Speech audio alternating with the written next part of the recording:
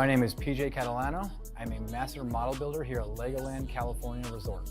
I've been working at Legoland California for 8 years now, and I absolutely love it. I can't think of doing anything else. I love my work. Can't they build that manually? Building Lego. I love the actual job. Can they build it with robots?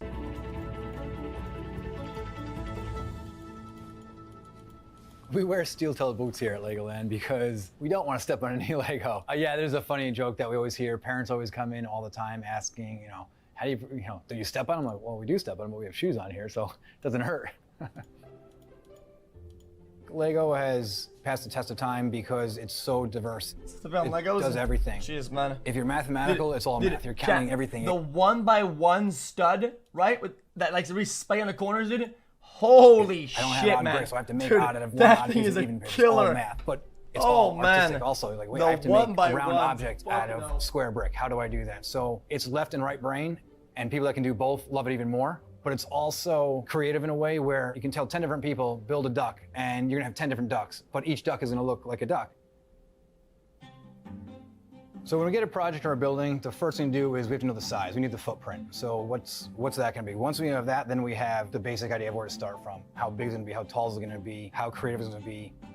So depending on the model that we have is how we prep for that model. You can see behind me all the different shelves of colors and brick that we do have. They are sorted by piece. So that's what we standardly carry in the shop itself. We also have an entire warehouse in the back of the park. Lego now makes 62 colors. There's over 100 colors in the history, and there's over 17,000 elements that they make. Each color doesn't come in every piece, and every piece doesn't have every color. So you want to get down to the basics first. So the very most basic thing is you have plate and brick. 3 plates, as you can see right there, equals 1 brick.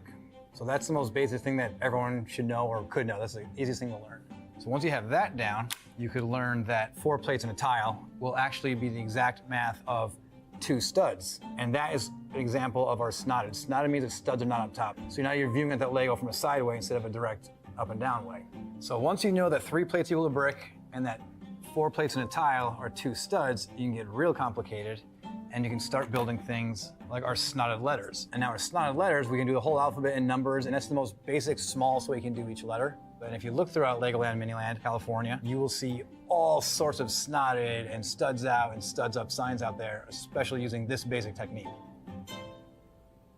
So these are all considered elements. So you can see all these pieces have studs in the top, but also on the side.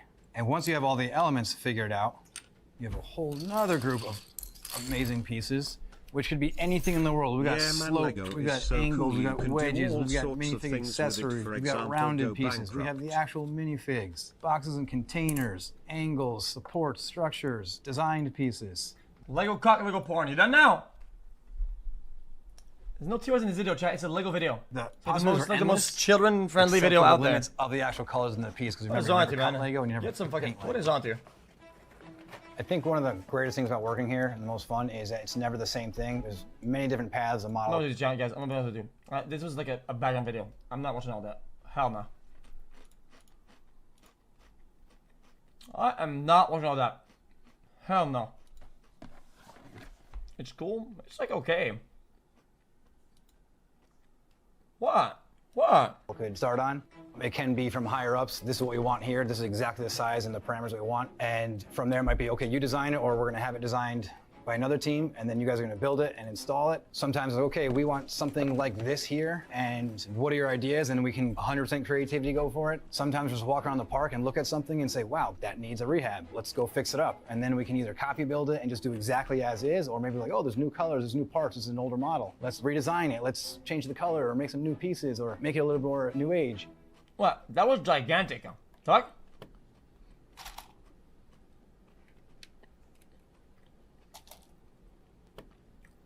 So I am working on a brick-built Lego model. This one is a future project coming up, a Lego dinosaur. Brick-built means basically there's not these specialty pieces and specialty elements. It's mostly just the brick and plate, and majority is going to be studs up as you're building. So we start from the ground floor and go up. Just reprint them. I am working off of a file off of them. Do that to the best you can do to make the strongest model. So oh my God! I'm thinking about it, I'm like, okay, this way, hey, this model can go this brick can go this way. We actually get an order list an Excel sheet from Lego, and it actually has every single line item of every single color and every single part that they have. So that way, any model. We have an entire animation team that helps in that department alone. So on top of just the team that builds the models, now we have the animation team that makes them move or makes them light up. But as far as movement and animation, that's up to us. Do we want this to move? Should this move? Can we make it move? What would be really cool? Do we need electric wire through it to light up? So our Legoland Miniland USA, you go there at night,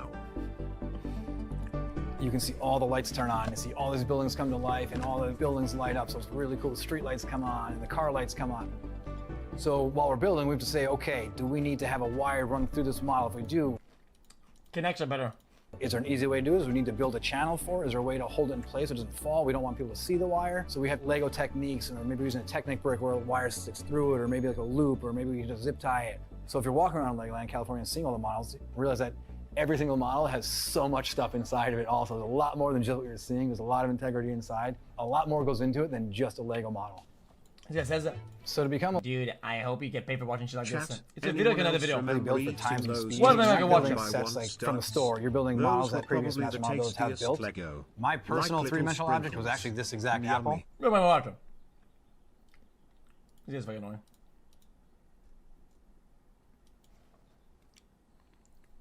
What is we gonna watch? Dude, I'm just waking up. Like, holy fuck.